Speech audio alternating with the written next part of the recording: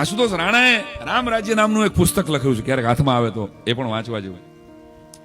એમાં એક નાનકડો પ્રસંગ છે કે કૈકેયી પોતે યોદ્ધા હતી અને 12-13 વર્ષના રામ, લક્ષ્મણ, ભરત અને શત્રુઘ્ન ચારેયને લઈ અને યુદ્ધ વિદ્યા શીખવવા માટે જંગલમાં લઈ ગઈ. અને જે ઘટના અર્જુનમાં થઈ છે કે પક્ષીની આંખ દેખાડવાળી ઘટના, મને તમને ખબર છે, સેમ ટુ સેમ એવી જ ઘટના કૈકેયીએ કીધું 4 દીકરાને કે સામે જે વૃક્ષ છે એ વૃક્ષમાં એ પીપળો છે ને પીપળામાં જો એક ચકલી બેઠી છે, આ ચકલીની આંખને તમારે વિંધવાની છે.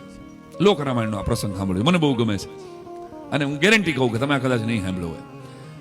એ ચકલીની આંખ વિંધી નાખ, ભરત મારા દીકરા તરીકે પેલું તીર તું સંધાન કર. એટલે ભરતે રામ, લક્ષ્મણ 12-13 વર્ષના એક હારે 4 તીર સંધાન કર્યું, પણ ભરતે તીર મૂકીને એટલું કીધું કે માં, મારી નિપુણતા સિદ્ધ કરવા માટે મારે એક પક્ષીની હત્યા કરવી પડે તો આવી નિપુણતા મારે સિદ્ધ નથી કરવી કરીને તીર મૂકી દીધું. 13 વર્ષના ભરતે તીર મૂક્યું એટલે શત્રુઘ્ને કીધું કે મોટા ભાઈ તીર નો મારાથી કેવી રીતે તીર મારી શકાય.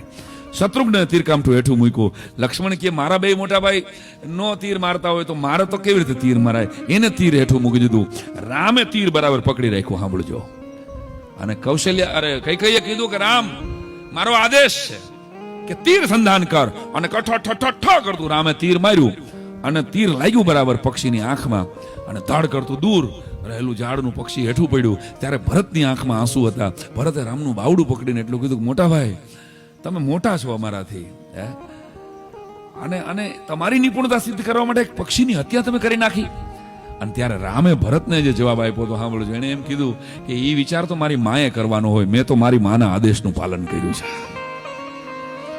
મારી મા મારી ગુરુ છે, મારા ગુરુએ મને આદેશ આપ્યો, મારી માએ મને આદેશ આપ્યો, એટલે મારે તીર મારી દેવાનું હોય, મારાથી હત્યા થશે એ વિચાર તો મારી માએ કરવાનો હોય.